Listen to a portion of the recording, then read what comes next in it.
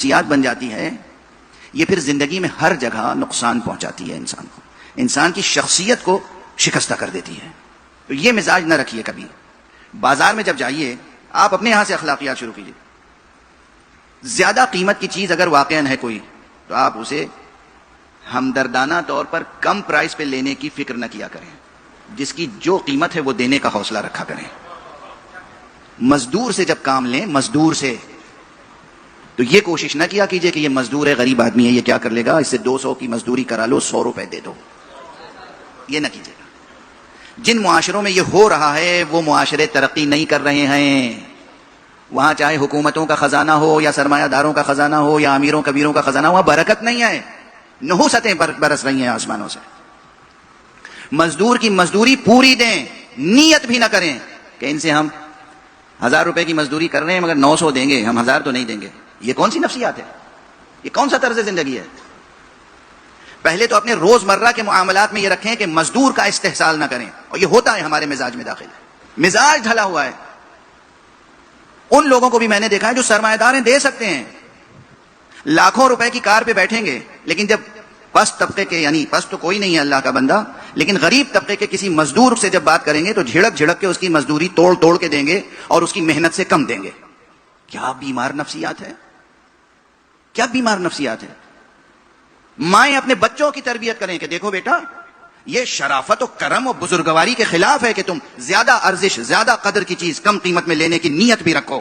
مزدور سے زیادہ محنت کرا کے کم مزدوری دینے کی نیت بھی رکھی تو خدا کے ہاں جواب دینا ہوگا. تمہارے مال میں برکت نہیں ہوگی. تو جب یہ ذہن بن جائے گا کہ ہمیں ہر قیمت کو قدر کے مطابق رکھنا ہے، جس کی جیسی قدر ہے، جو ویلیو ہے، پرائس بھی، قیمت بھی ویسی ہی دینی ہے، پھر دیکھیے کہ آپ خود اپنے آپ کو ایلیویٹڈ فیل کریں گے.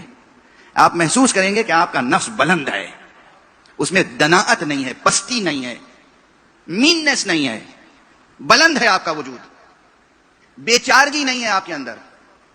دیکھیے کسی ایک عادت یا ایک نفسیات سے بہت سی بیماریاں پیدا ہوتی ہیں.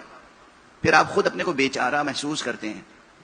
جب آپ دوسرے کے ساتھ عدل سے پیش آئیں گے تو خود آپ اپنے نفس کو محسوس کریں گے کہ آپ بیچارے نہیں ہیں، آپ تو دوسروں کے چارہ گر ہیں.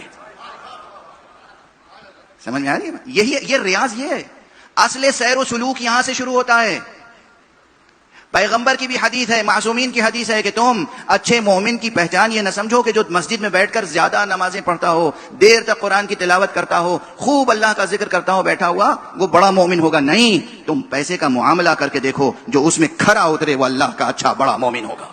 یہ کھرچ کھرچ کے دل سے، دماغ سے یہ عادتیں نکالیے. یہ پست قوموں کی عادتیں ہیں.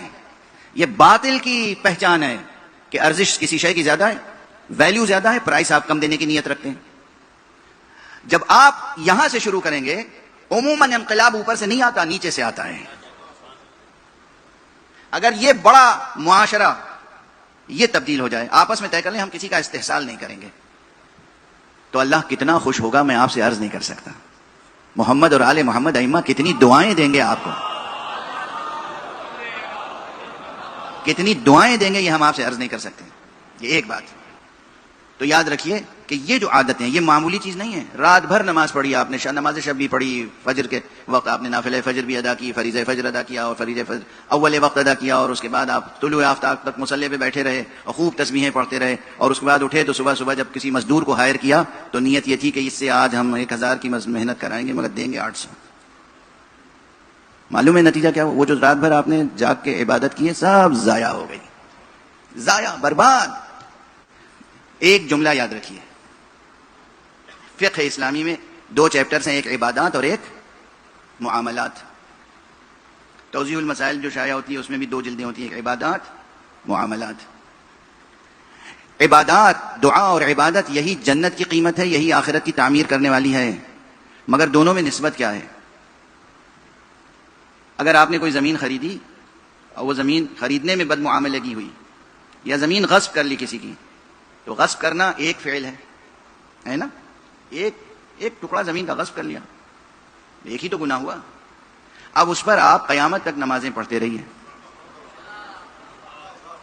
صرف جمعرات نہیں، ہر شب بیٹھ کے دعائے کمیل پڑھیے، ہر صبح بیٹھ کے دعائے ندبہ پڑھیے اور نمازیں پڑھیے نوافل کے ساتھ.